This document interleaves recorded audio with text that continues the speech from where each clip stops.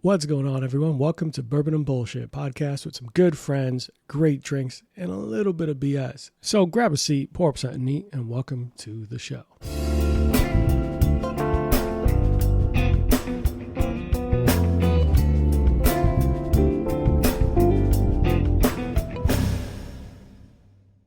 Hey, so what's going on, everyone? Today we are here in beautiful Maitland, Florida.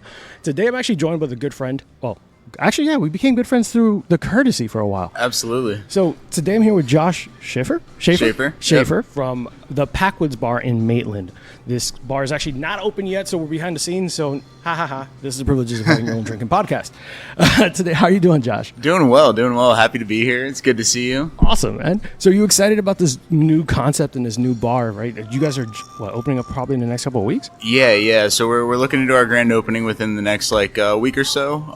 We're very excited. It's been a long time coming. Definitely been working pretty hard on this project. Yeah. There's a lot that goes into it, and we are working with a new space and a new build out. So just kind of figuring out all the kinks of everything and making sure that we're good to go. That's awesome, man. And so tell me about this unique space. So this is actually a really cool place. And I've never been here. I've driven by here 14 times. I used to work actually at the previous company I worked for. Actually, I was across the street from here. Okay, very nice. And I've never been to the Maitland Social. Correct, yeah. So this building is a new build out. It was just built in the last year or so. So we are one of the last spaces to open up in here, but we do have some other fine establishments in the building. So we are joined by Pizza Bruno as well as Wave Sushi. This is Wave Sushi's second location, and I believe Bruno's third location over here. Yeah. So definitely some standouts in the community. And then we also have Foxtail Coffee and 407 Fit is going in. So we got a little Pilates for those exercise buffs. That feels like a very unique situation. So I could get in great shape, get a coffee for the energy before I get in shape, I guess. Absolutely. Get drunk and then hangover food right there. Yep, perfect. It's everything in one building. It's pretty cool, and we're definitely working with the other businesses. We're all trying to be symbiotic over here, so helping each other out. Definitely some collaborations that are in the works, and we're very excited to be in this space with everybody. That's awesome, man. I really do think it's cool because a lot of we'll get deeper into it, but I think that it's cool to have that space where you could also eat and drink and find something new and not kind of off the beaten path a little bit, because you're not in the thick of downtown. Very much so. You're not necessarily in the thickness all in the downtown Winter Park. You're giving people an option here where there's not really much stuff to do. Yeah, and Maitland's definitely up and coming. There's a lot of new housing going in, and there's new stuff as far as the service industry opening up every day. Yeah. There's a lot going on over here, and I think as Orlando, has been growing, everything is starting to spread out more, and so you're starting to see all these areas of town really kind of grow and become something more. So it's exciting to be a part of the growth of the city, and yeah, I commend it, man. I think you have permanent vacations kind of close, very different theme, right? Absolutely, yeah. So, they're doing a great job over there, obviously with the Tiki focus and stuff. Love those guys. Yeah, we you guys are all very close knit, which I love also, by the way. Yeah, the scene is, we're all definitely interconnected. Yeah, when I mentioned one place, I was like, oh, so-and-so works there. Okay, I guess you guys all know each other. They probably go to the same book club. Yeah, I've been fortunate enough to work with people that are working at permanent vacation, and, it's all across the board. We've all worked together at some point or another throughout all the cocktail bars in town, and it's a great scene. That's awesome, man. So here, guys, today we are actually going to enjoy one of the cocktails because your bar is a little bit different than some that we've gone through. So tell us about today's drink of the day, why you picked it for us, because I gave you dealer's choice, right? So absolutely. It's not necessarily probably everybody's go-to, but the Amari scene, this is an Amari-based cocktail. This drink is called High Top Chucks. High Top Chucks. Nice. It's classic, never goes out of style. This cocktail being daytime, I thought it would be a nice sipper for us to start out with. Not packing as quite a big of a punch as some of the other drinks on the menu. But yeah, Amari is a category that's always been loved by bartenders, and I think the public is really getting more on board with it. And I think it's cool to kind of show the spectrum of what you can do with Amari, and I think this is a very approachable cocktail, using something that wasn't always viewed as approachable. And so we're kind of bridging that gap and kind of introducing people to things, and Yeah. I think that's fair. No, please continue, because I think Amari's, Campari, like all these things that people think, aperitifs in general, people kind of shy away from because they're very distinguished flavors. Absolutely. They're very pronounced, I guess would be the better term. Like very pronounced. They sometimes could overpower a cocktail if used the wrong way. Absolutely. So tell us about how you balance this one and what made you want to... you know, with this approach, you know, we did do a blend of Amari that have different characteristics. You know, some are a little more lush. We do have Shinar in there, which is going to be a little more earthy and kind of... Break down what Shinar is, because isn't it... It's an Amari that's mainly, or Amaro rather, that's mainly made from artichokes. Yeah. Obviously, there's going to be other herbs and spices in there, but it's you know, it's got a earthy mushroom quality to it, which is very unique. And with this cocktail, we kind of took that. We added some pomegranate juice to kind of match some of those flavors and kind of make the drink a little juicier, a little more approachable. Yeah. A little bit of mint syrup to brighten it up for people, and kind of play into some of the other flavors that you find in Amaro. And then you know, a little lime juice, some saline. Saline always helps any cocktail. I like to say, pop. Yeah, exactly. Just like food is a little bland without salt, you know, a cocktail can be as well, and salt can really draw out some of these things for people. Yeah. Accentuate kind of these flavors and make sure that Yeah. everything's brightened up. And we wanted to definitely throw some aromatics on there, so we have you know, an espresso mint garnish, and then as well as some grated cinnamon. Well, Cheers. Cheers, Josh. I'm excited to try this, guys. This is the first time I'm trying it, so. Refreshing, approachable, still has a little bit of that bitter finish that you're looking for with a cocktail using Amaro. Oh my god! Like, I know for those culinary people out there, like I'm gonna fuck up all the concepts because I'm not that guy. The fact that the cinnamon, the mint's there to pronounce that flavor, that scent, this moment that you're about to sip the drink, kind of opens everything up. Those bitter flavors at the end, because I like bitter drinks. I like Campari. I like my Negronis. I like all that. Absolutely. It finishes not overly bitter, so it's overpowering, and I can't. Even, that's actually really fucking good. Make sure that you try this high top chucks. When you guys come in here, please make sure you try this, because it's more. It's pleasantly surprising how good this cocktail is, because you expect all those harsh, crazy flavors are going to overpower the. Absolutely. And like I said, you know, we're trying to bring things to the community, kind of open people's view up on some of these spirits and stuff, and kind of really showcase what we're able to do with things, you know. Dope. Well, you guys are going to be in for a treat for the drink of the day. You're going to be able to see that video of him making the high top chucks in very professional, fantastic fashion. Better than I could ever make any drinks at home, guys. For all those who are like, oh, I like your recipes, I have no idea what the fuck I'm doing compared to these guys. So it's a lot of great fun. But all right, so I want to get to know you in the origin story of Packwoods, right? Like you said a long time coming. So tell us about the origin story of what ended up bringing you here to the Packwoods and what inspired it. Like what? Because you said we have a thriving cocktail scene. You have a couple of things here, but when you think about, obviously Orlando downtown's no longer the same, right? Orlando downtown's changed. Correct. Yeah, everyone's migrating somewhere else. Absolutely, Mills. Everything's spreading out a lot, and you know, with thriving hospitality, we saw Maitland kind of as an up and coming area.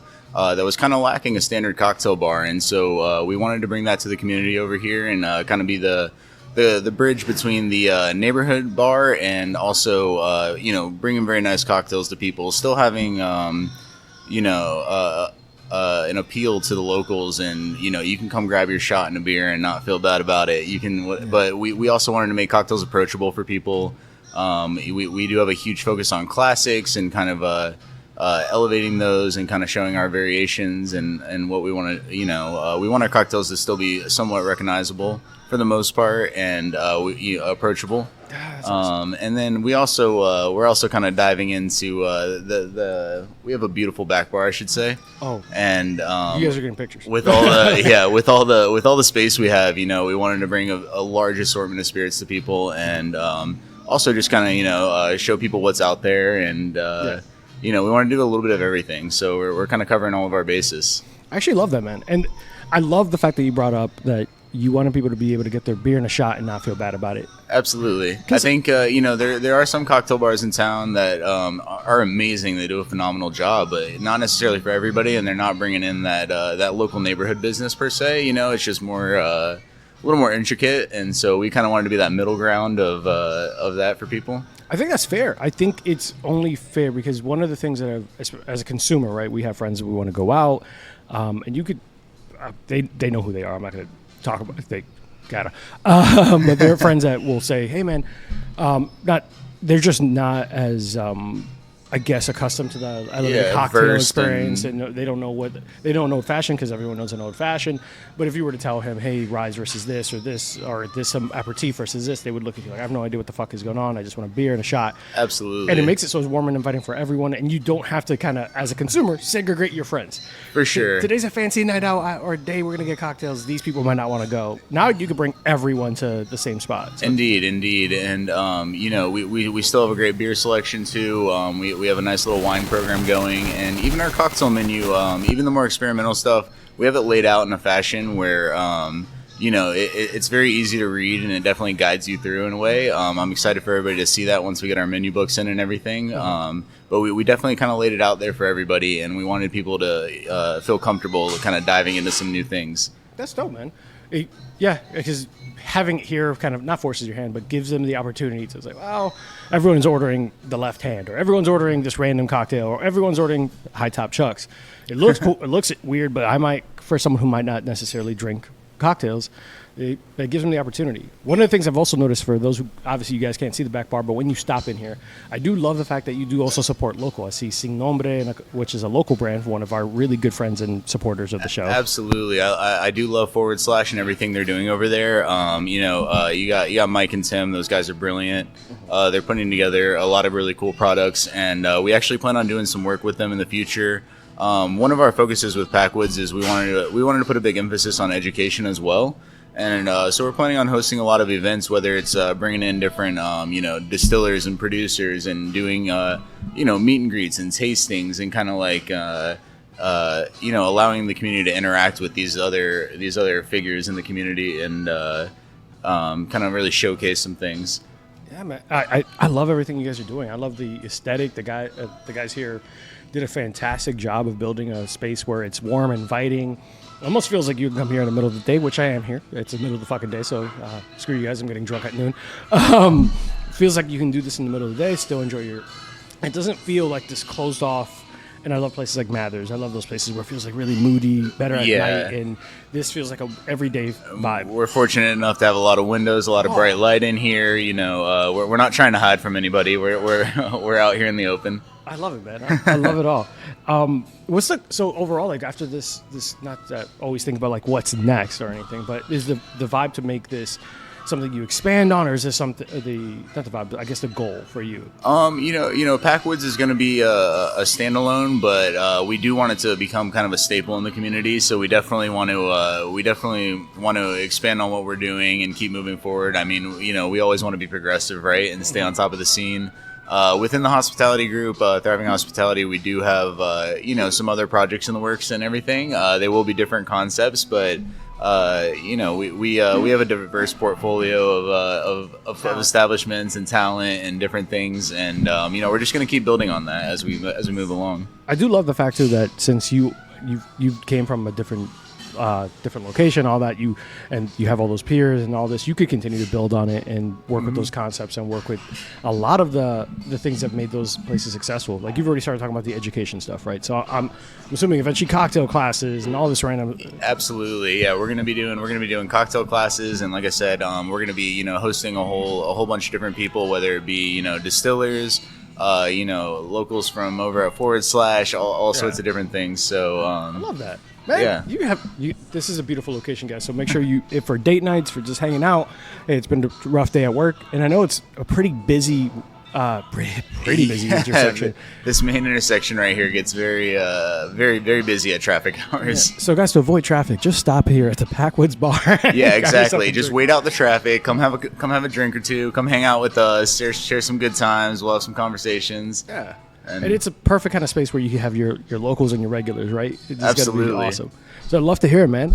So tell me more. Like, we're going to take a quick break, but when we get back, I want to know more about you and what brought you eventually to this spot that you are in now, okay? Yeah, sounds great. Be right back, guys. Hey, guys, while you're listening to the show, we know that you might want to partake in some drinks with us and enjoy in the libations. Here at Bourbon and Bullshit, we ask that you drink responsibly. Don't drink and drive. Avoid Amazon one-click buy. And for the love of God, do not text your ex. You do not need that kind of closure. They've moved on. So should you, Joseph. You should stop Facebook stalking. She knows. She knows.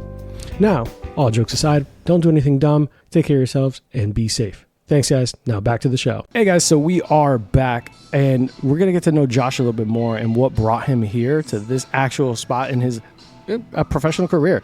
So talk to me. Were you always in the service industry and the bar industry, or was... I definitely got into the scene pretty young. I was going to college at UCF. Funny enough, I was an engineering degree. You're the second engineer that I know has turned to bartending. What is going on in engineering? Hey, I didn't finish out my degree. I was definitely supporting myself the whole time, and was working a lot. Started working downtown. Came in as a bar back and everything, just as every bartender should. What bar did you start at? So the first bar I came into was actually Ember, and funny enough, it was way back when Adam Sewell, who now works with Heaven Hill, was still the GM over there. I remember so Ember. I was fortunate enough, yeah. Oh my It's actually God. closed now, but it went through some trials and tribulations, and it was a great place to cut my teeth, kind of learn volume. I started there. I think I was still 18 at the time, maybe just getting ready to turn 19, and then within the company, my manager kind of pushed me over because one of the other bars needed some help, and I wasn't able to get bartending hours at that bar. So then I at 19 years old started bartending Latitudes. Funny enough. Oh my God! Another volume spot. It was very interesting. I kind of got thrown to the wolves, but I figured it out, and You were at Latitudes after Ember. yeah. Oh my So I was God. actually working at both for a little bit. I used to work Wind Down Wednesdays, and then I would go up and bartend at Latitudes after Wind Down Wednesdays. And For anyone who's not from Orlando, you need some pretty thick skin to work at both or to be around. Yeah. Because it's a high demand, really busy. Latitudes for a very long time was constantly packed. yeah, I mean, it was a great rooftop bar. Obviously, we have good weather year round in Florida, more or less. So it was definitely a lot. I used to go up there for the last few hours of the night and do at least a couple grand in sales by myself, and so that was great and everything. It was an awesome experience. I did get to a point where I did want to get out of the downtown scene though, and that's when I made my way over to Cask and Larder back when it was still in Winter Park. Oh, shit. And that's where I kind of recut my teeth, if you will, and started to learn more of the craft side of things and how to do things the proper way, and really getting into the nitty gritty and the history of bartending. That's dope, man. Yeah, because obviously for those who are not from Florida, Latitudes, as much as a great fun bar, it's a speed. Everything has to go fast. Yeah, absolutely. You're It's not turn even- and burn. You got 4 or 5 deep at your bar. You're trying to pump people out as quickly as possible. Yeah, and same thing with Embers. Embers, Yeah. very much like, hey, beer, wine, regular drinks. You're not making an elegant crafted cocktail. No, and it was something that I was kind of yearning for. So kind of made my way out of that scene and worked my way over to Winter Park, where was able to dive into doing some more elegant stuff, if you will. Yeah, and Cask and Larder is now Ravenous Pig. Correct. And- And so I did end up staying with the company, and I eventually became a bar manager at Ravenous Pig, and then beverage director once the company was expanding a little bit more and doing some other things. I spent a lot of time there, worked with so many great figures in the scene, a bunch of really cool cats that now have their own bars or, managing other spots and all over town. So it's really cool being able to go to all my favorite bars, and it's kind of run by all the people I used to work with, and we all used to do it together. And I was gonna say that. I feel like that's like every craft cocktail bar manager or owner's like origin story was Cask and Larder and Ravenous Pig. yeah, some kind a of lot connection of the big there. names have come through there, and even just the bartenders around town. There's just a lot of. It was definitely a place where people kind of culminated their talents, and then Yeah. moved on to do other things. That tells you something about what Cask and Larder is pumping out too, and Yeah. like their expectations and how they do things. And like, I don't know them. I don't know anyone who currently works there. Obviously, I know people who used to work there.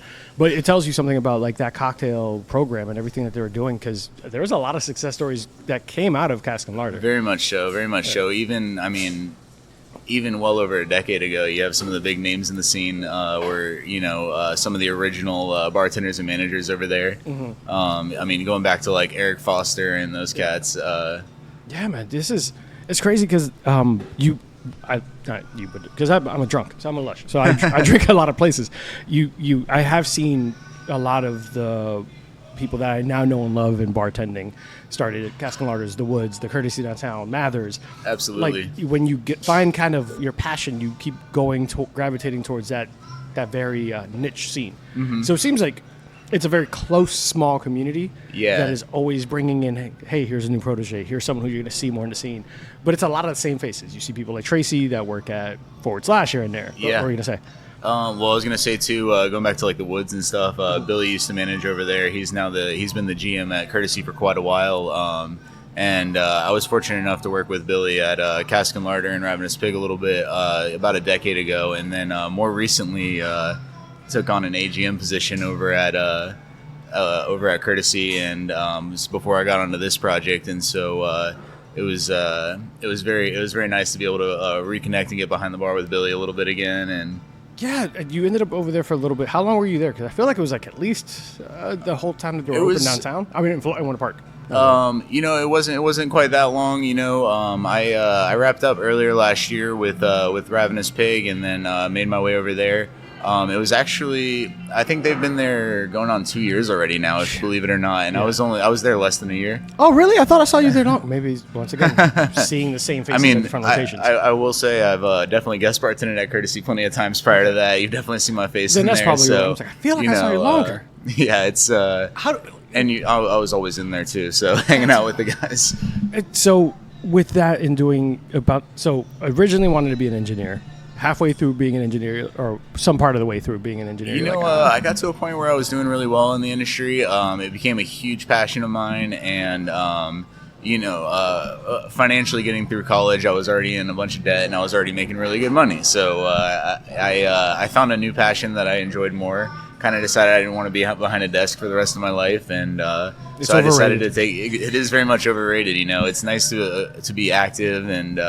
Be able to meet and talk to new people every day. And, it was a whole nother, I just felt the need to kind of move on to that. And, it's been wildly successful for me. So I love to hear that, man, because it's just, I'm not even being funny. How many people I've heard that are bartenders are in the service industry or restaurant industry started off, and I'm sorry for everyone who's a 9 to 5. I get it.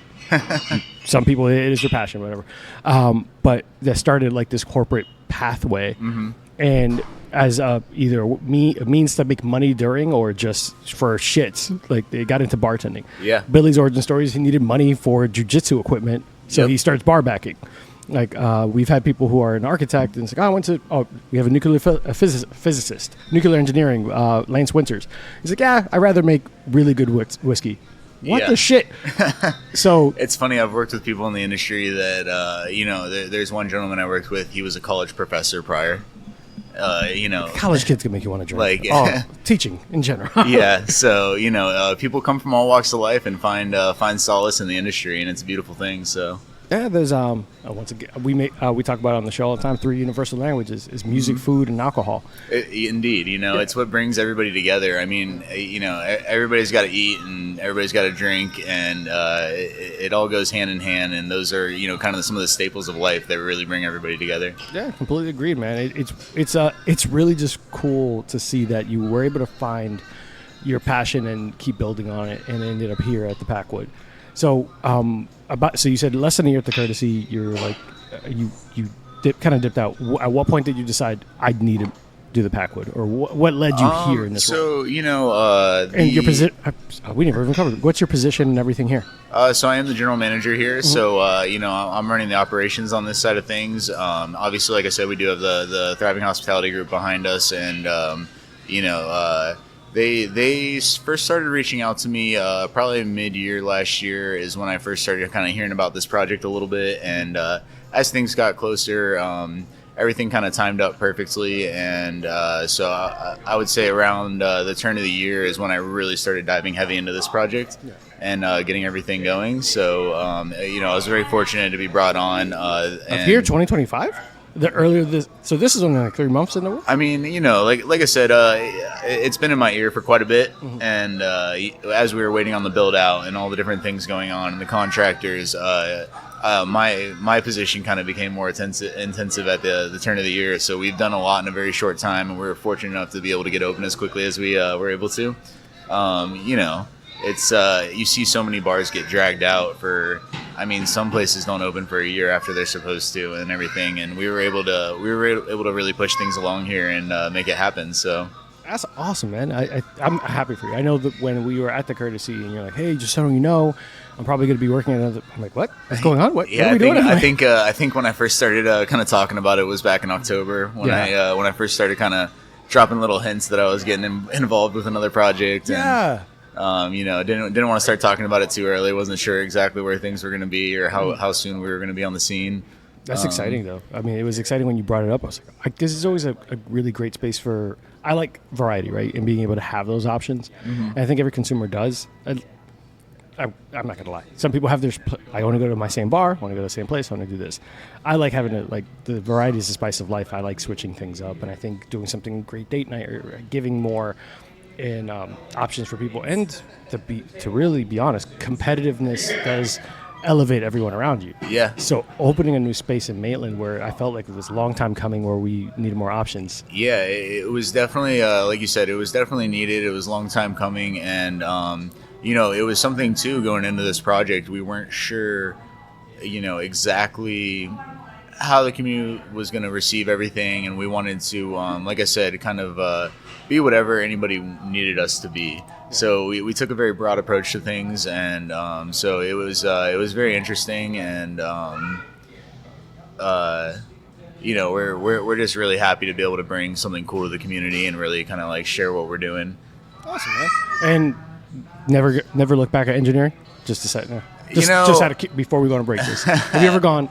Yeah, maybe that desk wasn't too bad. Have there ever been? I don't think I'll ever fully pursue that. I thought about going maybe back to college a little more and doing some stuff. Just because I have so much college under my belt already, and there's you can always keep learning. Even no matter what it is, whether it's beverage things or whether it's more business stuff, you can never stop learning. So there's always been a part of me that thought about maybe going and taking some classes again and doing some stuff, but we'll see what happens. Dope. Well, we're gonna take a quick break, guys. We're gonna refill. I'm drinking a little bit faster than him, but he also has a job to do, and I'm just a lush. Guys, when we get back, we're gonna get to know more about Josh, the Packwoods, and we're gonna be pouring up some Green River weeded whiskey that I brought because I never show up anywhere empty-handed. Way too culturally Hispanic to be like show up to a gathering empty-handed. Be right back, guys. Take it. Sponsor of Bourbon and Bullshit, Big Bang Boom Collective is Orlando's burlesque and cabaret entertainment group, comprised of Midnight Fables Cabaret, Big Bang Boom Cabaret, and Foxy's Den. Follow us on Instagram at Big Bang Boom Collective, or join our VIP email list for info on upcoming shows by visiting www.bigbangboomcollective.com.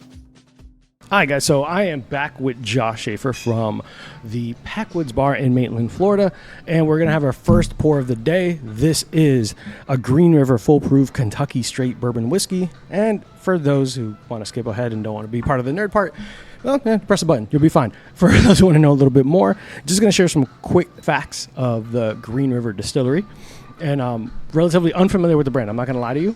This is my first pour of it. I'm going to have my first drink of it ever with you. Very nice. Have you ever had it before? So we're actually both diving into this brand together, and I'm very excited. I've only heard of the brand, but I haven't been fortunate enough to taste yet. So yeah, that's part of the reason why I wanted to bring something that neither one of us had, because I knew that you had a kind of a pretty solid whiskey experience, and you knew a good amount of bottles. I'm like, I don't want to bring Stag Junior. You've had Stag Junior.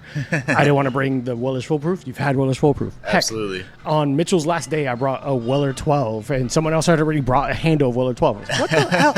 You can't really surprise people in the service industry. Tommy, if I'm not mistaken. Yeah, it was Tommy.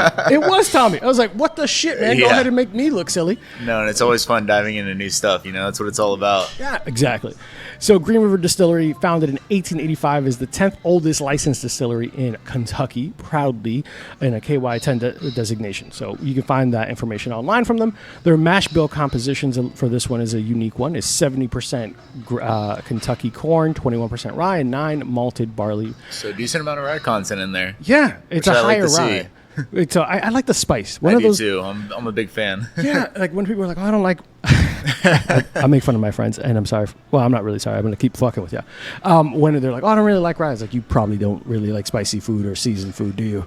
Yeah, exactly. And, I'm definitely a rye guy myself. And in the bourbon scene, I do lean towards the high rye stuff. Yes, it gives more depth of flavor. It gives you more of a really warm feel. And absolutely. There's more substance than I'm just getting drunk. Which I agree. We could ultimately all get there. But, for this one specifically, the proof is 117.3 proof, so okay. It's a little bit hot. It is up there, yeah. And this aging one is a 5 to 7 year old barrel selected and curated by Green River's Ownswood in their title warehouse.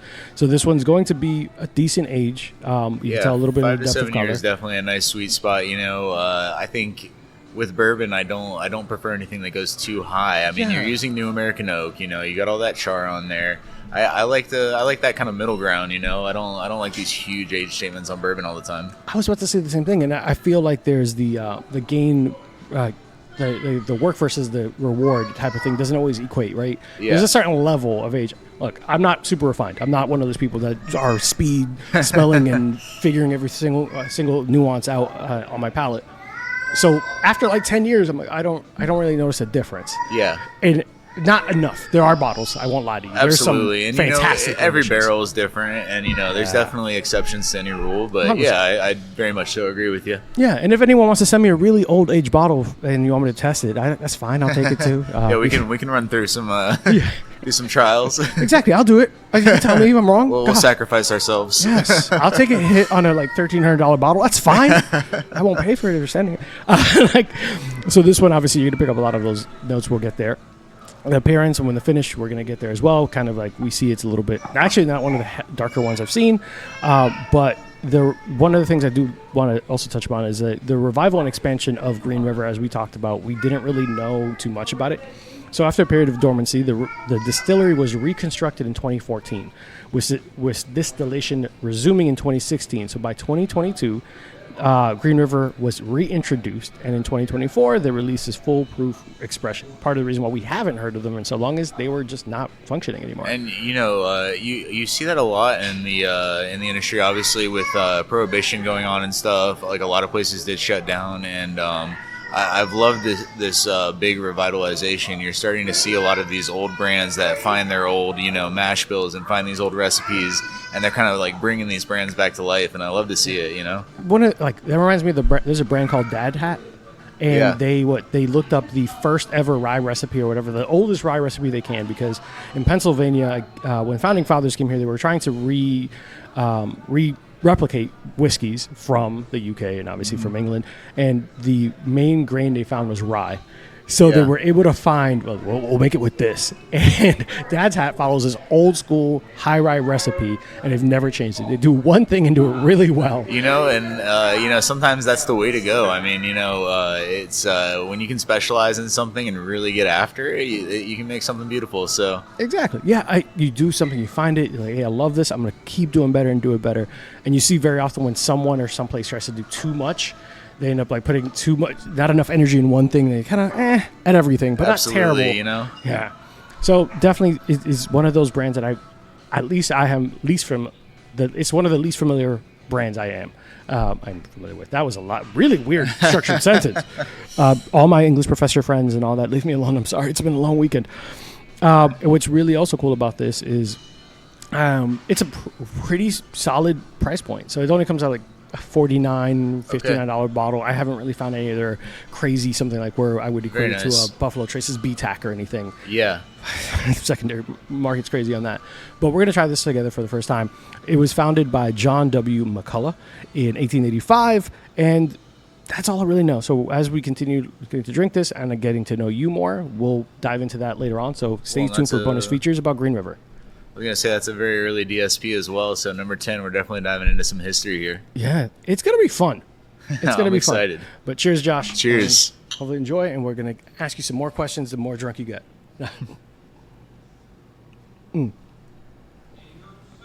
There's no way that's that high proof. It does not. What proof did I say it was? 117? This is 118.1. 118? That's crazy. This is a problem. Because you get the warm and tinglies after. You get all that. You do, yeah. You get it. Yeah, you get down the here, Kentucky but hug. on the palate. Oh my gosh. Oh, that's good. In weeded bourbon, like those flavors are not always my favorite, but they do some good stuff in Heaven Hill and some of those weeded. Yeah, there's definitely some success for it. I mean, even look at like your Wellers and your Pappies and all that. I mean, Yeah. And to be honest, like one of the majorly called for bourbons behind the bar is Maker's Mark. They're weeded as well. Yeah. A lot of people don't realize, it can definitely, with that high rye content, help to soften up some of those flavors for people. Yeah. That's a really good guys, stop in wherever I'm not going to, no one's a sponsor here. But if you get to try this, it's actually really worth it. 118 proof, does not drink it. I'm sorry, I'm going to do it again. Got to dive back in. I might add too, the nose is beautifully rich. Oh my God. It has a very voluptuous nose, if you will. I like that. That's good. On the palate, it's not super hot. There's flavors there. There's depth of flavor. It's not one of those drinks that once you've had it, it just disappears on the tongue. I know there's a lot of people like, this is just really nerdy. This is what we're here for. But it just drinks well, man. Greenwood is doing some good work for someone. As you said, strong finish. It sits there with you. Yeah, there's a Kentucky hug there for sure. You know you're drinking. This is not something that you're like, I'm fine. No, you know you're drinking. Absolutely. All right, so get yourself a Green River. Makes a perfect nightcap. Hell yeah. Nightcap is fucking 1 p.m. So back to you and everything here that you got going at the Packwoods in beautiful Maitland, Florida. What inspired you to create the menu? What was like the idea? I know that we were trying to make it like a very warm and inviting bar scene. Was that kind of played into it, or were there things that like, I need to have this drink on this menu? So going into the menus, like I said, the way we have it laid out, we very much wanted a majority of the drinks to look kind of familiar to people.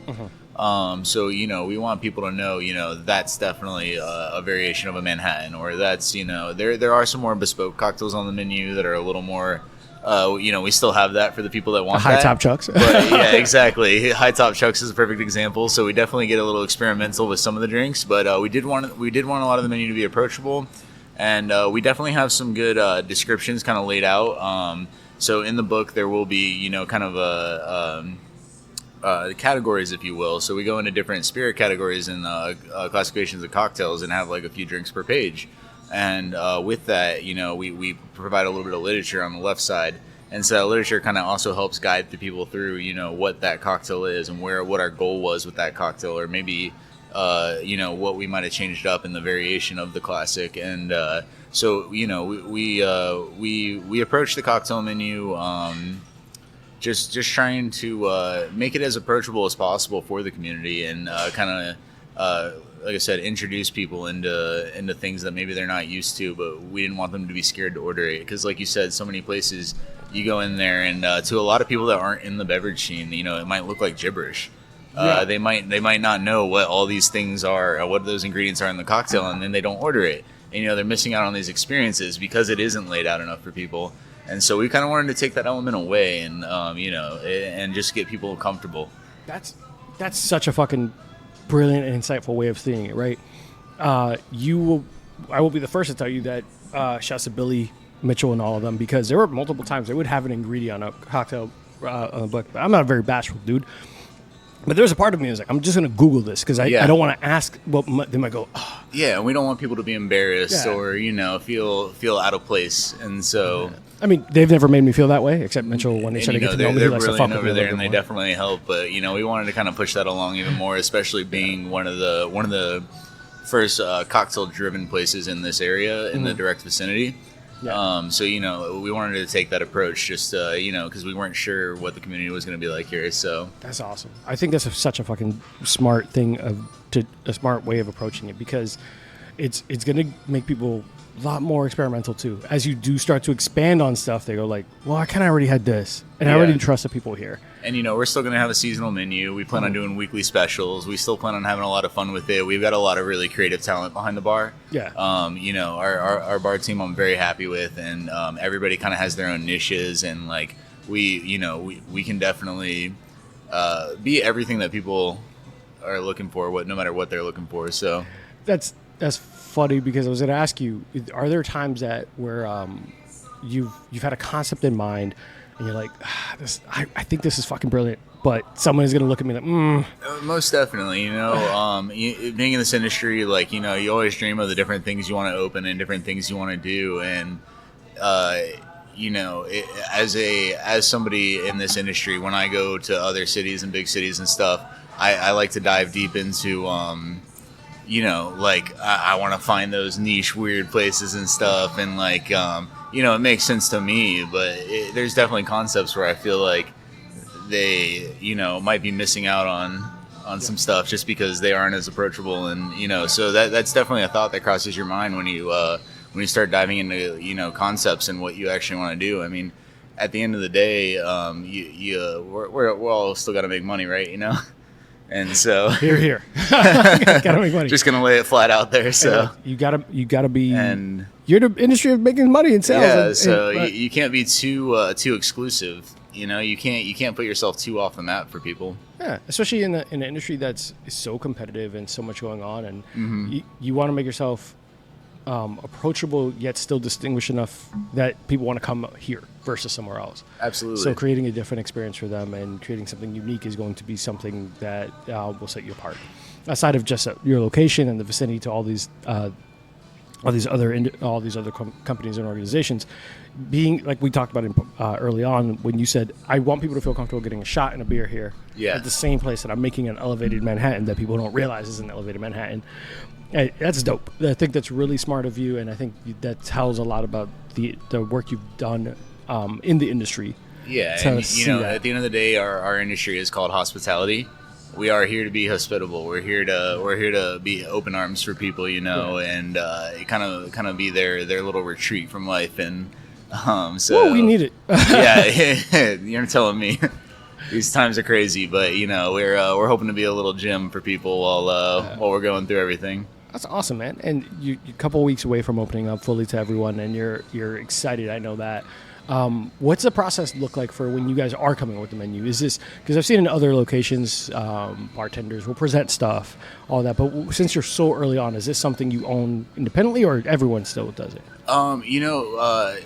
With trying to get the staff involved and take ownership right away. Like I said, we're going to be diving into things like weekly specials and doing features and giving people. We do want the staff to also be expressing their creativity constantly and be able to showcase what they're doing as well. And we want the team here to really kind of, like I said, take ownership in the bar. And so we're going to be constantly rolling out new things and have different stuff going on to really kind of incorporate all that. Yeah, keep the excitement going and keep someone always engaged. That's absolutely awesome. Yeah, and that's what it's all about.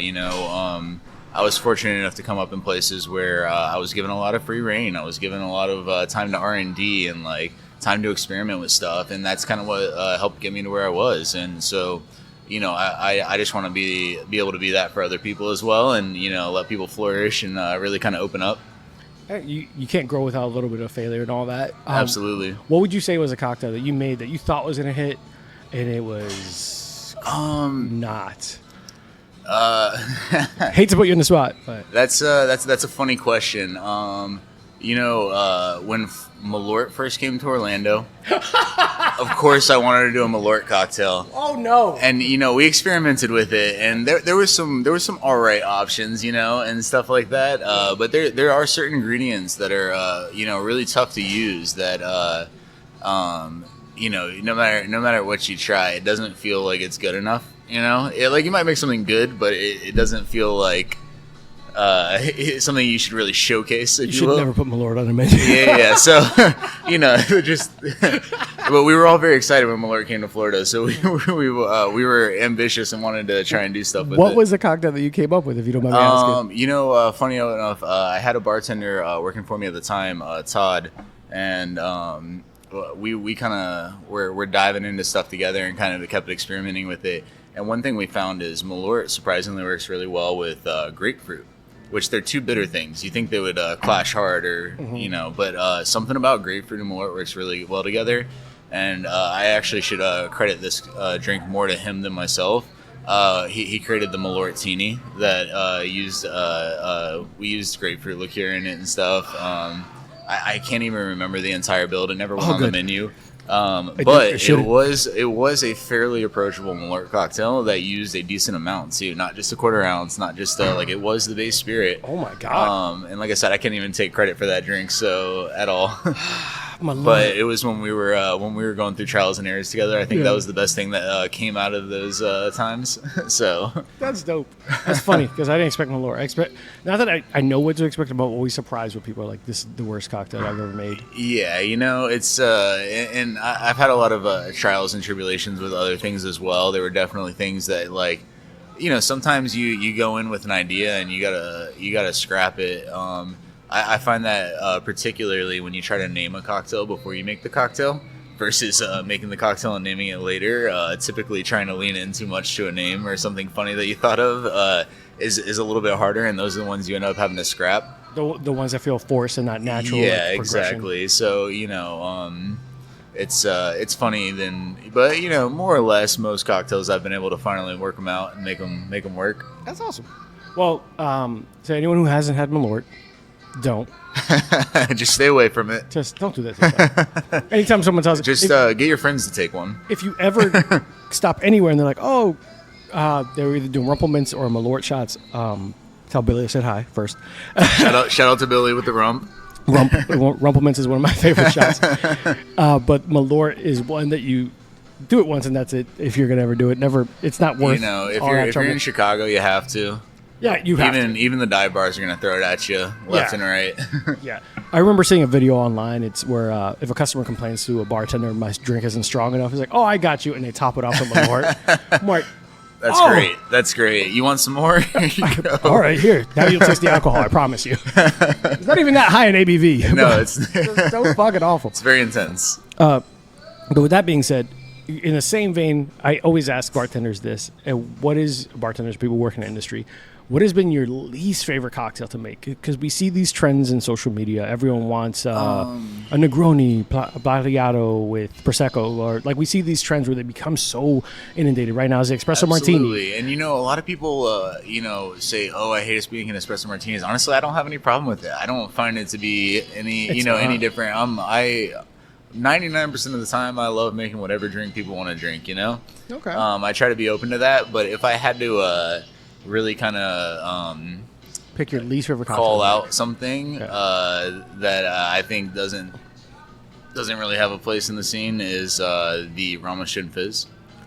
So, yes, and I might be jumping on a little bit of a bandwagon here, but it's not even so much the process of making it. I'd be more than happy to go through which is a lot of ingredients, a lot of steps, a lot of technique going into it to make sure that it actually comes out well.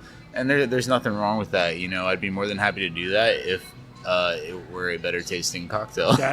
It's very one note for me. It tastes like orange with cream, and I think the reward is not worth all the work. Do you mind giving the listeners at home who might not be familiar with this? We're gonna post it online for you guys to see what this looks like. It's you should like add a photo in later, but it's a it's a beverage that uses lots of ingredients, including egg white, heavy cream. You got to get all your stuff dirty. It's got orange flower water. It's got a ton of ingredients. You got to make sure everything's super cold. You got to basically whip it into a meringue. Mm-hmm. And then, there's no ice in this cocktail, and you end up taking, some soda water and dropping it in, and you get this big old head of foam that stands tall. And the taller you can get it, the better you are. People have fizz-offs. It's a fun thing in the bartender community to have a fizz-off. Fizz-off? I think somebody's actually doing a competition soon for it. But back in the day at the old Courtesy downtown, I remember days where all of us that weren't even working would be jumping behind the bar. Sorry, Billy, for putting that out there. And we'd all be trying to see who could get the biggest head on a Rima Shin Fizz. Awesome.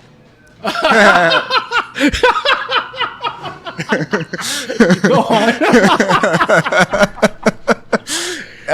We threw Josh off. I love that we broke character. The good old days, and I don't even think we would drink them. I think we just wanted to see how high we could get that head on it, and it's a beautiful standing head that you can set a straw on, and it'll just sit on top and float on that foam. when you see the images online, please go to our Instagram. You'll see it. There's a giant foam wall in the shape of the glass that's used, and it's a Collins glass, typically, right? Yeah, absolutely. So and if you don't make it right, you don't do everything just right, your foam will topple over, and you got a dirty glass that's all over the place, and so it's like I said, it wouldn't be such a pain if it were better tasting. I think I would be less apathetic to make it. Oh my god, yeah. I've seen them online, and that's actually one of the ones that I've come up only once. I think the ones we get usually are espresso martinis are not as bad as social media will have you believe. A lot of bartenders don't really mind it. The one we get a lot is a mojito, because of the work when you're in a busy like cocktail scene or something like that, where people are waiting for old fashions or waiting for all this, like mojito, slapping mint, breaking all that stuff. Do a classic mojito is for a bitch. Sure. It definitely is. I mean, I think anytime you got to break out the muddler, it's kind of like but at the end of the day, it's not something so bad. And we actually, built into our beverage program, have a really good mint syrup. Oh, okay. So we can kind of dodge some of those. So don't be afraid to order. Don't be afraid to order a mojito here. We actually have something on the menu that's right in the lines of a mojito. That's dope. So we can actually supply that for you very easy. That's dope. But we do a pretty cool mint syrup where it still keeps all the green color. We do it a little bit different than some bars, and so it's it's a cool process, and it still makes a beautiful cocktail. That's fair. I like that. I like the fact that you knew that that's a popular drink for a reason. It's refreshing, all that. But the gin fizz. You're right. Gin Ramos Fizz. I haven't heard much other than it's a bitch to make. It's my favorite thing to order on a bartender's last night at a bar. There's a hilarious story. Do you know Christian Serrani? No, but tell me the story. So he used to be the bar manager at Ravenous Pig back in the day. He's actually the GM over at Sunroom and Guest House. Shout out to them over there. On his last night, towards the end of the night, we ordered some Ramos from him. I think 4 of them, and it actually, he had a couple drinks that night, and I think by he had a couple of attempts there, and on the last one he had cracked the egg white into the large side of the tin, and he had all the rest of the ingredients in the other one. So the egg whites were in there, and he went to go do a cool tin flip to throw them on top of the other tins before he began shaking. And when he flipped them, the egg whites just flew all over his apron and dripped down his apron. And the look of defeat on his face was hilarious. We did finally end up getting 2 of the 4 we ordered. And when we did, my buddy Andy, he grabbed it and slammed it in one gulp and said, boom. And that was probably the funniest thing I've ever seen. Oh, my God. It was, You guys are... Sorry, Chris Serrani. We were very mean. Chris. Love you. I'm going to stop at the guest house and order a gin fizz. I don't even want the drink. This is a whiskey podcast for a reason. That's actually really funny. That I do love that camaraderie you guys also have. I was talking to Samir Patel from over at Forward Slash. Yeah, and he had stopped in at the Courtesy, and Billy iced him. Yeah. That's another favorite, especially on bartenders' last nights, is hitting them with the ices. For those who don't know, can you break that down?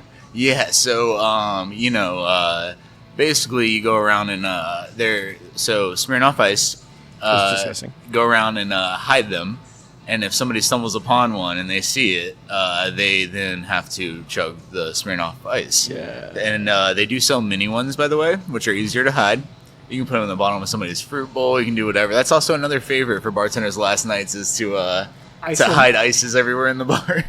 So that is good to know. You have to chug. I would say it probably started as an old college game, but we like to kind of carry it into our world a little bit. That's actually funny. Yeah, Samir was telling me, he's like, and it was warm. It was gross. Oh man, they're like lightly carbonated, weird, and just warm. I couldn't imagine. Oh, God. I don't even like Smirnoff Ice when it's cold, let alone warm in the middle of my day. Like, that would be so... But oh man, bartenders, I do love the camaraderie that you guys have, and the jokes. Yeah, and we like to play. We like to play jokes on each other. We like to have a good time. Oh yeah, but you guys are super loyal to each other. Like, it's you very guys much so. We would do anything for each other. We might heckle each other. We might give each other a hard time. But there's, it's a. I don't want to say brotherhood. I don't want to be gender specific here, but it's a great camaraderie. It's like a little tribe, like tribal, absolutely things. So like even. Multiple times I've had bartenders when I've gone out of town. I go to like Austin and I ask bartenders where they drink, because I think that's better telling of like a good cocktail and a good time and all that stuff. Yeah. And we've ended up in some fantastic places. My fiance, I love her to death because she's so open to where we want to try stuff. So shouts to her. I'm always shouting her out. Anyone who ever watches my show or listens to the show, they know I always shout her out. She is the first person when I'm like, hey, I want to try some random shit. She's like, oh, let's do it. And she'll do the research. She'll do all this stuff. I remember asking a bartender, hey, where do you guys drink? I was like, okay, here and here. Go here and try this. Yeah. And it was like something called the acid cat drink. I was like, what the fuck is an acid cat? Yeah, right. So I walk into the bar and they're like, hey, how are you? And they looked at me confused with like how I found this like hole in the wall bar. I'm like, hey, I stopped at like the bell room and they said to come here. And told me to ask for an acid cat. They're like, was it Josh? They knew who had like told me to come here. That's hilarious, you know. They knew who it was. Like, that motherfucker asked you to ask for that. Like, all right, cool.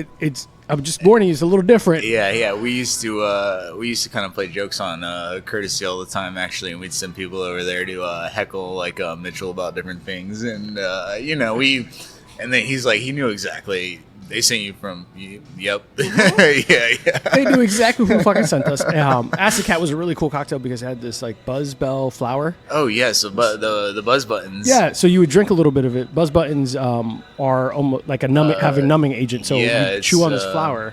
Capsium. So the same thing that's in Szechuan, but like 1,000 times as potent. Yep. And so it will just numb your entire mouth out. So the cocktail changes in flavor profile because now that you're numbed, you're tasting completely different things. Parts of your palate are shut off. Very interesting. So the drink was fantastic, but she said, yeah, people are scared of it. So the reason why he sends you to have it is not it's kind of a, hey, I sent this person over, kind of a signal, like, hey, I sent this person over, they're cool. Yeah. But also, like, this is for you to have a different experience than everyone else who's shying away from it.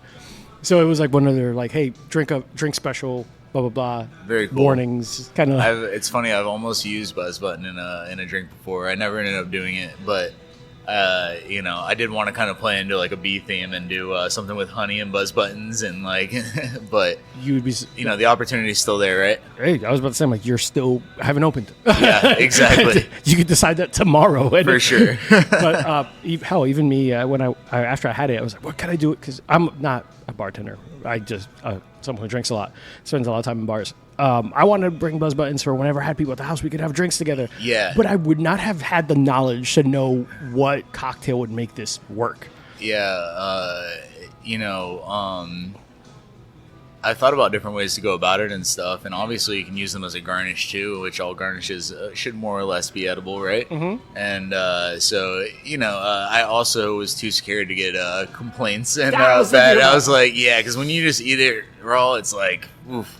I was thinking about some people are like think they're having an allergic reaction. They don't know what's going on, and so it's a line you gotta walk. You almost have to put a disclaimer on there. That's what that bar did. Yeah. The Acid Cat had like on it says like this is warning, like you're gonna feel numbness, blah blah. I've definitely ordered some before and went around and made all my bartenders eat one without telling them what it is.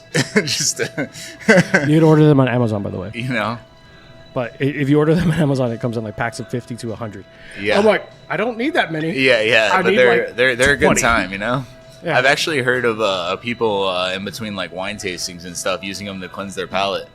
I guess once it wears off and everything. Huh. Apparently that's a thing. That's interesting. Very interesting. Can I fuck around and try it? Because it's really intense, but I guess once it wears off, it does really cleanse the palate. Well, I looked into that. Buy Buzz Buttons. Buzz Buttons. All right, so we're about to get towards some of the in the weeds and getting to know like the intimate stuff before we close out. We're going to take a quick commercial break, and when we get back, we're going to continue on and getting to find out any unique stories or situations. If not, you've had a fortunate life. Be right back, guys. Hey guys, this episode is brought to you in part by Coach John Estrada of Run BMT Training, longtime supporter of the show and an absolute beast on pavement. And for the record, this man just crushed the LA Marathon. And if you're looking to level up your running game, John's the coach to get you there. That's John with no H. Trust me, he's going to correct you. Whether you're training for your first 5K or tackling a full marathon, Run BMT, the coach is there, and John will have you running smarter, faster, and injury-free. So if you need expert coaching, hit up John at blackmattertraining.com and tell him I sent you. Now, he might not give you a discount, but he will make you a better runner. Again, that's John at blackmattertraining.com. Now let's get back to it. Thanks, guys. All right, guys, and we are back. So one of the questions I like asking people in the service industry, because I don't think people appreciate what you guys go through. Every time you guys get consumers, I'm going to say this because they can't say it because they're in the service industry and they want you to show up to the bars. I'm going to tell you, if they're busy, they're slammed, your drink might take a little longer. Relax. You'll be fine. Absolutely. There probably been like 16 people ahead of you that they're already ordered well before you walked up. Let your bartender get their shit done. People can definitely get impatient and stuff. There's tons of horror stories around it, and it's never a good time. Yeah.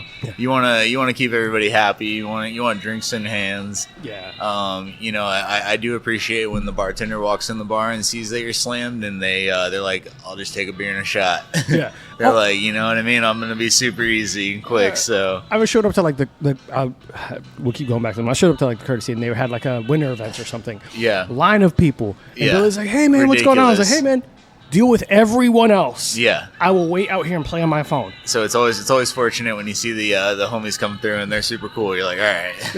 I'm gonna do everything you need to do. Whenever you get a chance, Yeah. you can hit me up. If not, I'll be on my phone. I don't care. Yep, absolutely. But in the weeds, right? That in the term that weeds. people love so much in the industry. There's one particular story that definitely kind of comes to mind, and back in the day, I actually worked underneath a big Tiki nerd, and his name's Jasper. He now lives out in California, but we used to do some Tiki events and different things, and in particular, we did one event with a big Tiki society, and we put together a menu for it, all that stuff. I think it was a mixture of classics and some originals, and in the Tiki scene, and Tiki drinks have a pretty big build usually, a lot of touches, a lot of ingredients, and so they can be a big undertaking. And we also we had a special where I think we did something fun where if you brought your own Tiki mug, we would do it in there for I think we maybe did a discount or something, I can't remember. And so that was a little ambitious, so we had this huge society of Tiki people all come out, all bringing their own mugs. But we definitely got very deep in the weeds, and so we're trying, to match these tickets up with different people's mugs, and everybody's mug holds different volumes, and the drinks aren't fitting right, and we're just going through these huge builds, and we just trying to keep track of everything correctly and keeping the people's mugs with their tickets, and it was a very ambitious thing. It was a fun event, but we definitely took a lot longer than we should have to get drinks out, and I just remember definitely feeling bad, and we were heads down for hours just pounding through this event, and it was interesting, definitely would have taken a different approach to that event had we done it again. Volumes, yeah. And it was crazy, so to say the least. And did you have any Karens? I hate to keep using it. everybody was fairly cool. Fortunately, there was definitely one or two people that weren't. They were a little. Yeah. You know how it is. I won't go into too much detail on that. I don't work here. Yeah, there were some wait times, and there were some people that weren't as impressed, but most of the community within the Tiki scene is pretty cool and pretty understanding, and they understand what goes into these drinks and all the prep and time and different ingredients and things that we worked on. Overall, it was a successful event, but it was, I think, one of the deepest weeds moments I've had, and so it was a lot. I think that's you brought that. Fortunate enough, Tiki's so niche that people know. And I love the Tiki world, but it's props to everybody that works at a Tiki bar that does decent numbers and stuff. I mean, Aku, Permanent Vacation, yeah, all of them, Suffering Bastard, you name it, they're all across the board. In Sanford, right, Suffering Bastard? Yeah, so we have a handful of spots in town, and I love Aku, I love Permanent Vacation. We got they're our neighbors now, which is great. Do you respect that prep at all? Yeah, I respect everything they're doing, and more power to you guys. It's in the weeds. It's an undertaking. That's a tough. That was ambitious as hell, man. I'm proud of you, but that was wild. Bring your own mug. We'll fill it. Yeah. Do you know? Okay, I'm gonna bring a big chug from fucking 7-Eleven. You know, some people did bring some pretty funny things out as their tiki mug, and it was kind of fun to see. You know, there's one of my favorite books is what's it? Death in the Afternoon. Not Death in the Afternoon. What is? It's a cocktail book. Death and Co. Death and Co. Yeah. Death and Co. They also sell. Wow. They have a couple of books out now, and all of them are great. You know, they all kind of cover different topics. Some are a little more nerdy and about the ingredients, and some Cocktail are kind products. of a general, kind of guide to bartending and cocktails. They sell tiki mugs or like Yes. these drink mugs that are some crazy. There's one is like the Marie Antoinette with headless, like got this giant bust of a woman, and I was like, I can't imagine if someone walked into your tiki night that night and just like fill this bitch up. Right? And shout out headless to woman? Death and Co. They've created an awesome brand, and they do a lot of really cool things, a lot of cool collabs, and their books are great. Oh yeah, their books are great. And If you get a chance to visit one of the Death and Co's, they have a couple of them. Great bar, Yeah, they're great bar, but very knowledgeable. even their like barware is top tier. I mean, they do bar aprons, they do all sorts of gear. They do, they've really, like I said, created a brand for themselves, and they produce a lot of high quality stuff. You know. Yeah, and the only reason why I mentioned them, not a sponsor, but if you want to send me shit, I got you. Is because their tiki mugs are so unique. So they even have this one as like an octopus. Yeah. A kraken, and it's a massive It's thing. a beautiful mug. And I can imagine walking into a tiki night and just, hey, fill this up. Yeah. Right. Fill up this giant bust of death. Yeah. Like, where are you getting this? Death and Co. Don't worry about it. Fill these up. Fill all these motherfuckers up. But yeah, very ambitious, and I can imagine that was one of those like that after you guys were done, you're like, Oh yeah, we Never were again. like, yeah, exactly. but We continue to do tiki stuff, but not that kind of event. not an ambitious event like that. Did it at least turn out well financially and everyone? Absolutely, yeah. We made money. Things were great. You know, it's it was still great. Oh, alcohol. Can't complain too much. Still doing what I love. You know. Exactly, man. You can't be mad at that. So before we close out, I always ask people the same thing. Tell me what's your deathbed cocktail, because I always think it's unique that every bartender's experiences and love for things. So it's a 3-part question. It's gonna be a deathbed cocktail, and I ask you the next one. It is a hard question. I definitely have some favorites going from daiquiris, Dak till death, but no, I think if I had to like really put one on, I'm a lover of spirits. I love rye whiskey, and I think a cocktail that's very simple in form and very much accentuates rye whiskey for me would be the Sazerac. I mean, going way back to the roots of the birth of the cocktail scene. I mean, you got your rye whiskey, your Peychaud's bitters, touch of Demerara, absinthe rinse on the glass, and I love that it is a stirred cocktail, but served with no ice. It's served up but down, if you will, up in a rocks glass, and a little lemon twist. I think it's just a perfect little beautiful cocktail. Somewhat of an old fashioned build, but not as sweet. Really accentuating the rye whiskey, though. I think that's that's how I'd want to go out.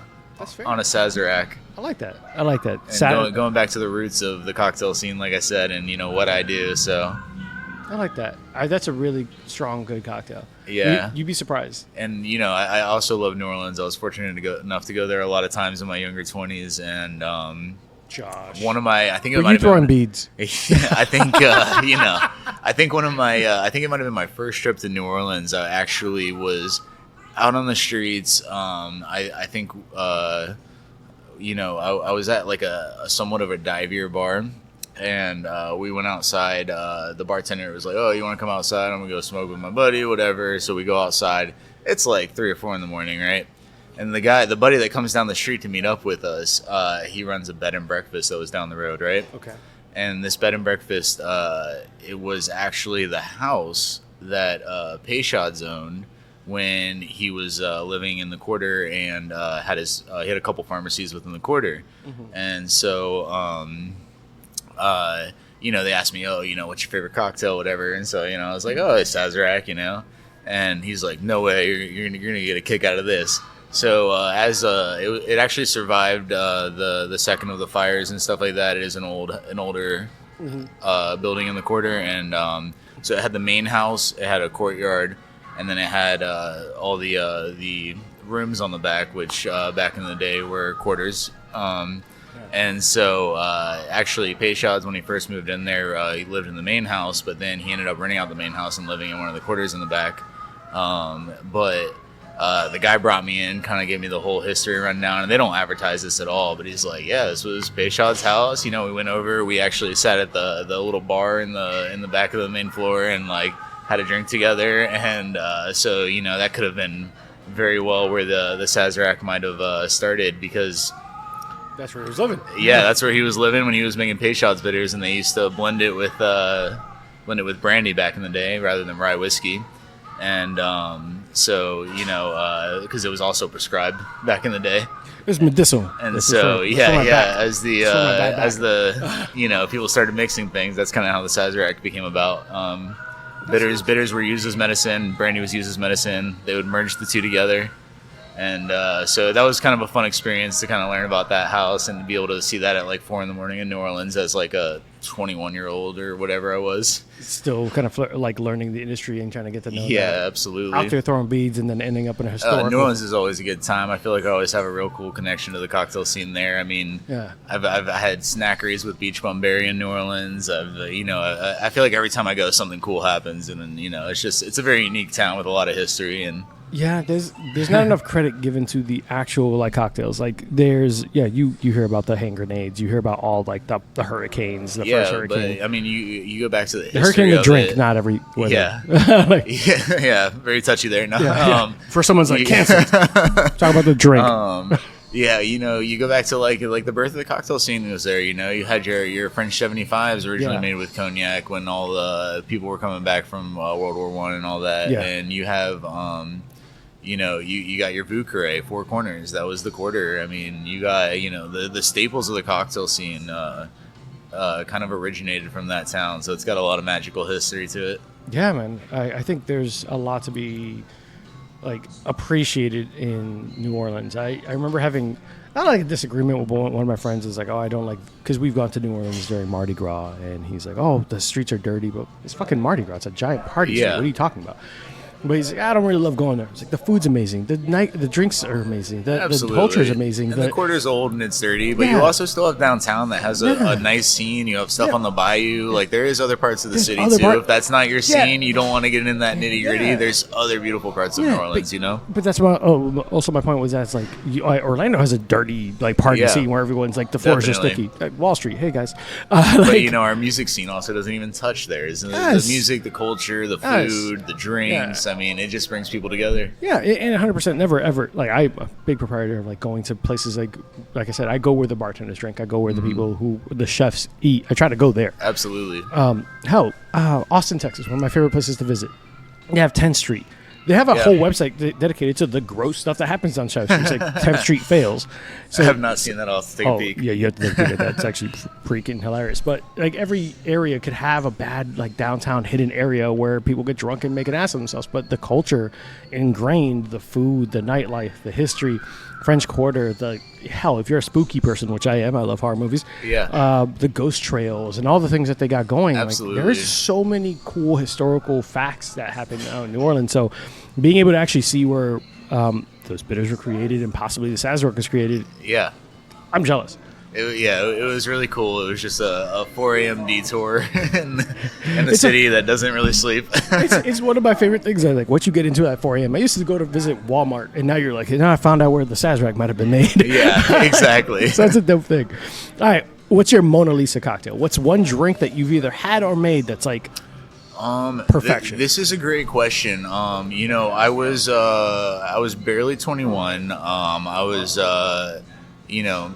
just getting on at Ravenous Pig. I was working with so many good people that were very talented in the scene. Most of them are now running bars or own bars and stuff now, including you got Justin Levant with Otto's High Dive was there at the time. You know, a couple of those friends have moved to other states and stuff. But I was the young guy. I was the young cat, you know, just getting into the nitty gritty of making like nicer cocktails and everything. And so my first drink I ever put on there was something I was very proud of. We were doing a spring menu flip. And everybody brought all these really cool ideas, but everything was super bright and, spring, lush, and I was like, well, you know what? There's nothing that's like got some oomph on this menu. So I was like, I want to, stick with the season, but I want to do something a little bit different. And so I was just kind of like, taking a peek at like what was in season, what's going on. And I found out it was a great season for mushrooms. And so I kind of took that and ran. A lesser-known cocktail in the scene is a mezcal cocktail called a Tobacco Road, and I kind of loosely based the build on this cocktail. But the cocktail I put on was called the Wild Hunt, and so we it starts with a base of Scotch whiskey instead of mezcal. It had some Shinar, the earthy, and I did a mushroom infusion on the Shinar to make it even more mushroomy. And then mushroomy, that's a word, yeah. And if we know what you meant, it's a word. It had some Amontillado sherry to add some nutty flavors in there. We did a saline solution for this cocktail, but for the saline solution, I took a smoky tea out of China called Lapsang Shushang tea, if you're familiar. And I used truffle salt for the salt. So the saline solution was a Lapsang truffle saline solution.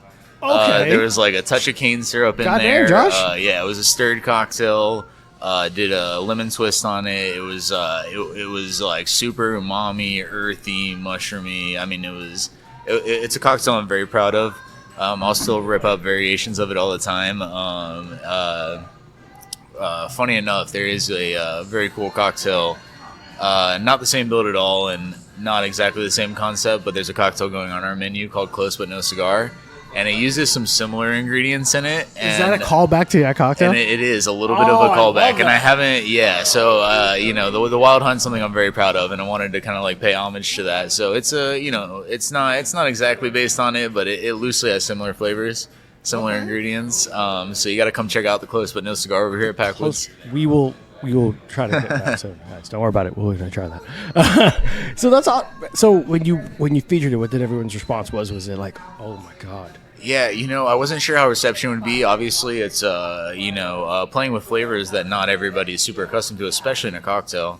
And the reception was great. I mean, I have people that actually years later, a close buddy of mine, Dustin Crawford, came back and was like, I remember when I first met you, and I remember to the T this drink you had on the menu, and that will stick with me forever. So it definitely meant a lot hearing that from somebody years later. Like, hey, I remember this drink you did, and it just blew my mind. And that has to be so rewarding. It was like, too. yeah, it was like my first real good cocktail on a menu anywhere, and like actually doing something cool. So I, definitely take a lot of pride in that. That has to be fucking really a good feeling. It's like yeah. Years later, it's like, hey, remember that one drink you made? Fucking to this day, to this goddamn day. Being something what you might have thought is like, oh, okay, cool. I got this one early on. It might be not like a flash in the pan. Yeah. And lingering with someone you saw as a peer, maybe even look up I to didn't a expect bit. this cocktail to sell at all. I didn't expect it to be anything, and it ended up being a banger. So hell yeah. Well, yeah. Hell yeah. Well, fucking Give me done. some daps on that. Hell yeah. You deserve that shit. That's awesome. All right, man. I'm proud of you. Not that it matters. I'm not in the industry. What's the drink that you would make for the most important person to you? Because I'm always interested. I'm not telling you to put your business out there to say who's the most important person to you, but like, I've been very busy lately. Lots of stress, lots of stuff going on. I'm very happy to be opening, and all that stress is going away now, and I'm in a really great place. But my backbone in my life lately, that's been my support system, has been my girlfriend. And her name's Alex. And hi, Alex. Hey, she actually she manages over at Osprey Tavern over in Baldwin Park. Oh shit. And her favorite drink is a Naked and Famous, and I just like making it well for her. That's like kind of a go-to cocktail for her. So a nice last word riff using mezcal. And so, I would have to say that she's definitely an agave girl. She loves her margarita. She loves her Naked and Famous. So, I love that. Love making that one for her. So the Naked and Famous, I've actually featured on the show because I've never had the drink. Okay, cool. Until like maybe 2 months ago. Oh, really? So that was real recent. Never had the drink. I've heard of it. I've seen it in the book because it's in Death & Co. So I was going through like I've never had this, and I used Sin Nombre to make a Naked and Famous. I was like, where the fuck has this drink been my whole life? Yeah. Why did no one tell me about this shit? And like I feel like all the kind of last word riffs, if you will, all those like 4-part, equal part cocktails are great. I think there's some, that could use a little more balance by adjusting some of the specs, but I think a Naked and Famous is one of those equal parts cocktail that I actually wouldn't make any adjustments to. There's a little saying that every equal parts cocktail could be a little better if it wasn't equal parts. And, people can fight me on that. I know all the Negroni lovers out there and stuff like that, but I think a Naked and Famous is a perfectly I think the Naked and Famous is one of those cocktails that has equal parts and is perfectly well balanced if it's executed well. Yeah. You give it a nice frothy shake, get it nice and aerated. I mean, I think it's velvety. It's got your acid. It's got your sweet. It's got your bitter. It's got kind of it hits all the marks. Yeah. I love that, man, and I love that you knew exactly what the significant other would like. Yeah. Funny enough, because I think it's comical. My fiance, when her favorite cocktail is the paper plane, but it's one using mezcal, equal parts, everything. So it's kind of like a last word riff, give or take. Yeah, no, very much so. Yeah, it's right there in the same family. Yeah, so that's why I laughed at it. It was like that she likes mezcal too. Basically, very similar cocktails. So Naked and Famous is a fantastic drink. And shouts to Alex. Hopefully Osprey is going well. All right, so last but not least, as we're closing out, I know that you mentioned that as part of this brand, there are partnered brands as well. I wanted you to kind of talk to us a little bit about those and those that are associated with you. Yeah, share some of the fun, exciting stuff that's coming up. Absolutely, thriving hospitality. Been on the scene for a little bit, but really blown up in the more recent years. So doing a lot of expansion right now, a lot of cool projects underway. The concepts kind of hit the whole spectrum. Mike originally got his teeth cut kind of in the college scene, coming out of college at UCF, and since then has kind of expanded. I mean, I think Packwoods is the 6th location within the family, and we have a couple new projects under the way. We've got Thrive downtown. We've got that's you. Bellhop is now underneath Thriving as well, and then Lamp and Shade. There is obviously Packwoods now.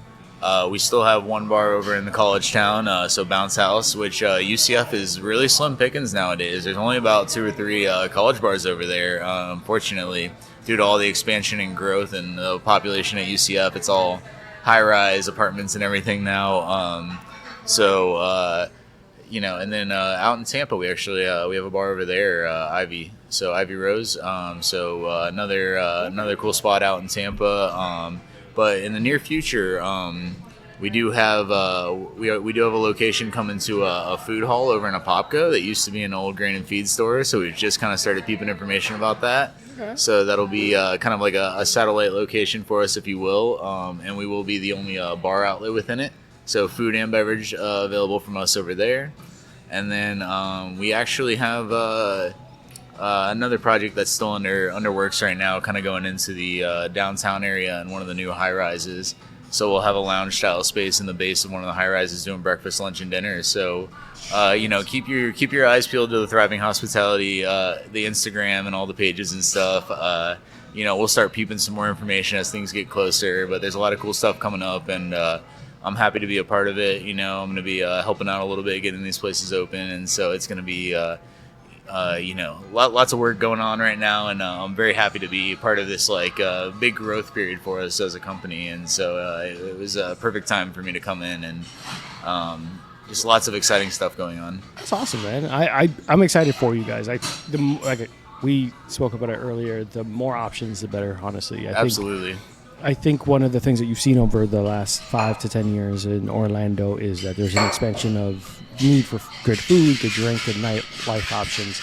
And as an area that's so heavily inundated with the franchises, where people recognize, where people know, and Disney, the big mouse is always going to be prominent in everything you do. So to give people like the locals options of where they could go, or even people who are visiting, like I go to Austin and look for the local places that are really unique that I can't get at home. Absolutely. Creating those spaces and those avenues for people to like go somewhere and get a unique experience is super dope. Yeah. And Apopka is kind of quiet in the grand scheme of things comparatively Definitely. to like they're up and coming, but they're a little behind some of the areas. The demand wasn't there. What was that? The demand wasn't always there. Yeah, exactly. But it's it's a growing thing, and as you see more of the residents of the area kind of expanding out to these other areas, you're getting this more demand as things spread out, and so this one will be kind of the most off the beaten path for us.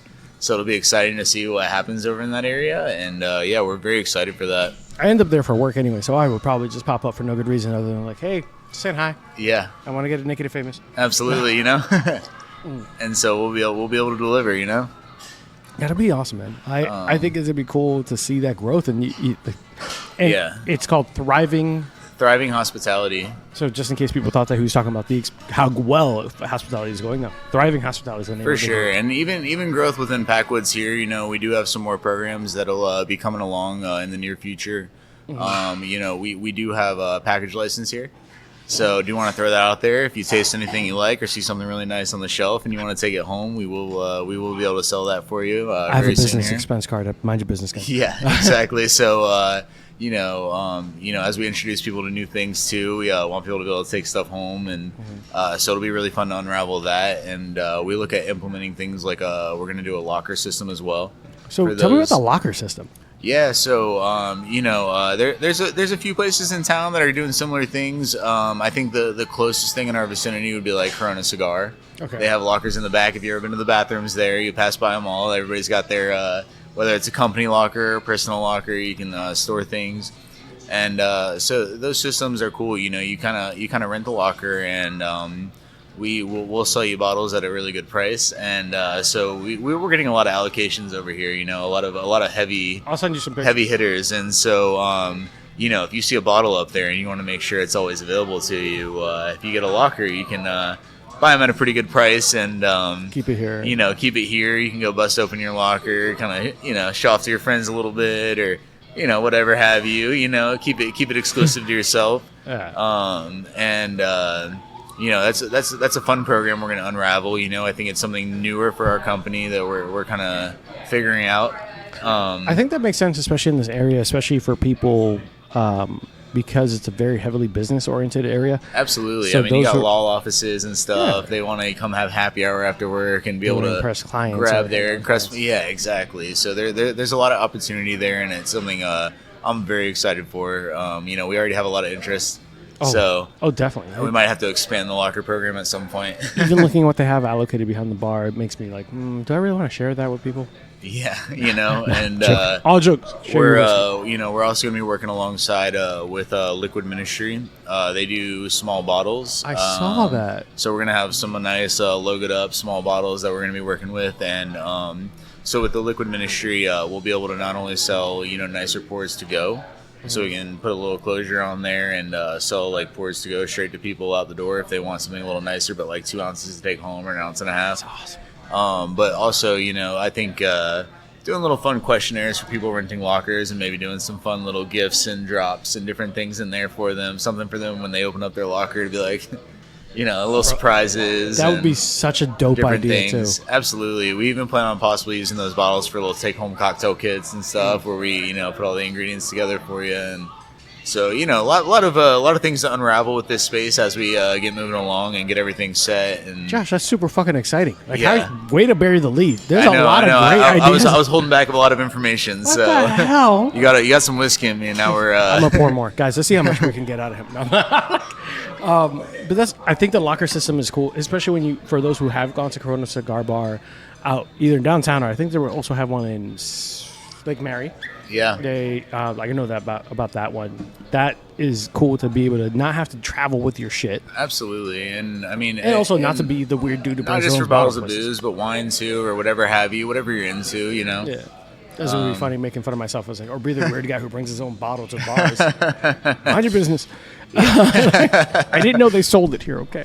At the time, I didn't know it was a package store. That's awesome, man. That's a lot of great fun activities and like I'm thinking about also the locker system. If you are a locker renter, which you should do here at the Packwoods, and you have your bottle there, and you suddenly are surprised with a nice pour of something you've never tried. Yeah. That's fucking Christmas. Absolutely. Like just showing up one day, ooh. Being able to take ownership of it, and we're very excited to unravel that program. And like I said, it's something new for us, but it's I think it's needed. Cheers to that. Cheers. As we close out, where can people find you? Find the Packwoods on Instagram socials? Yeah, absolutely. Any closing words for everyone so listening? the Instagram account is going to be Packwoods Bar. Mm-hmm. Very simple. No, just straight up Packwoods Bar. We'll feature in the show. You'll be in the show. And then we also do have a website, packwoodsbar.com. Keep it really easy. I love it.